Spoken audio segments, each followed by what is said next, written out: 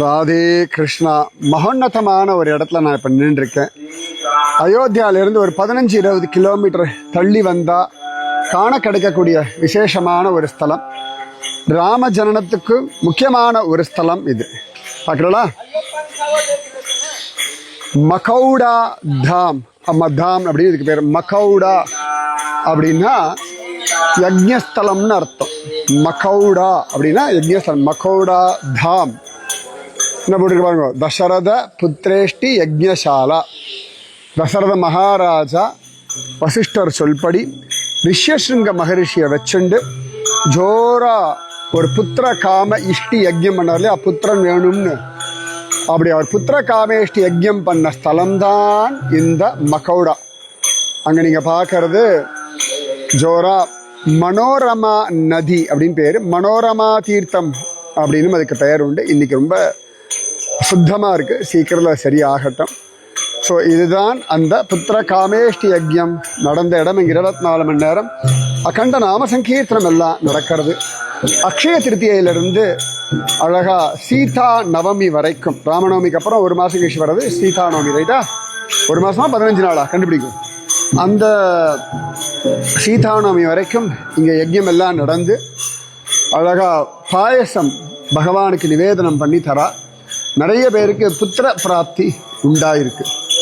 So சத் சந்தான பிராப்தி வேணுன்றவா இந்த இடத்துல தரிசனம் பண்ணுற இல்லையா, பிரார்த்தனை பண்ணிக்கோங்க.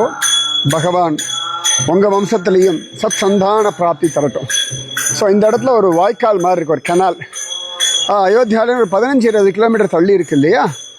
ஸோ என்ன ஆகுறதுன்னா, அந்த அயோத்தியா தாம்லேருந்து நெய்யெல்லாம் கண்டினியூஸாக வரணுன்றதுனால ஒரு வாய்க்கால் வெட்டி அங்கிருந்து அப்படியே நெய் வந்துட்டே இருந்தது. ஸோ இந்த இடத்துல எடுத்து யஜ்யம் பண்ணான். ஸோ தசரத சக்கரவர்த்தி புத்திர காம இஷ்டி யஜ்யம் பண்ண இடம் இதுதான். பாயச பாத்திரத்தை எடுத்துண்டு தேவன் ஆவிர்பவிச்சதும் இங்கே தான். அந்த பாயச பாத்திரத்தை தசரதன் கிட்ட கொடுத்ததும் இங்கே தான். தசரத சக்கரவர்த்தி அந்த பாயசத்தை கௌசல்யாவுக்கும் சுமத்ராவுக்கும் கைகேயிக்கும் பங்கு போட்டு கொடுத்ததும் இந்த இடம்தான்.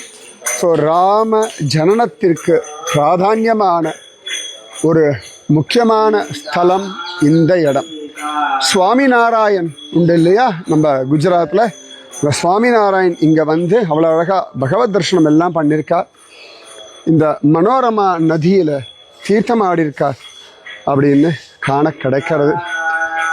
அயோத்தியா வரும்பொழுது ஒரு 15-20 கிலோமீட்டர் தள்ளி இங்கே கட்டாயம் இங்கே வந்து இந்த இடத்த பார்க்கணும். இந்த கோவிலை புனருத்தாரணம் பண்ணி கொண்டு இருக்கார்கள். சித்ரா பௌர்ணமி அன்னிலேருந்து அவ்வளோ அழகாக இங்கிருந்து 84 கிரோஸ் தூரம், கிட்டத்தட்ட 275 கிலோமீட்டர் தூரத்துக்கான அழகான அந்த பரிக்கிரமா இங்கிருந்து ஆரம்பிக்கிறார்கள். இங்கே இருக்கக்கூடிய அழகான மூர்த்தி இதுதான். பாலாலயம் பண்ணி வச்சுருக்கா. இந்த இடத்துல ஆஞ்சநேயர், லக்ஷ்மண், ராமன், சீதா எல்லாம் இருக்கா. உங்கள் குடும்பத்திலையும் சத்சந்தான பிராப்தி உண்டாகட்டும். அழகான ஜோரான சாலக்கிராம மூர்த்திகள் இங்கே இருக்கா. ஸோ அந்த சித்ரா பௌர்ணமிக்கு அவ்வளவு மகாத்மாக்கள் சந்துக்கள் எல்லாம் வரும். இங்கே பாருங்க, பகவானுக்கு சூடு ஏற்காமல் இருக்கிறதுக்காக இங்கே ஃபேன் வச்சு அவ்வளோ அழகாக வச்சுருக்கா.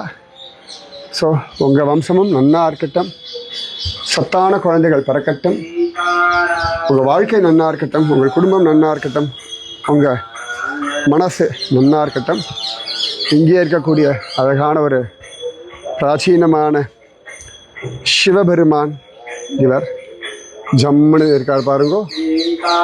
அழகா பிரார்த்தனை பண்ணிக்கோங்க, உங்கள் வம்சமே நன்னா இருக்கட்டும். சரியா? ராதே கிருஷ்ணா. ஜெய் போலோ மகௌடா धाम की. राधे कृष्णा. जय बोलो सीतारामचंद्र भगवान की जय. राधे कृष्णा.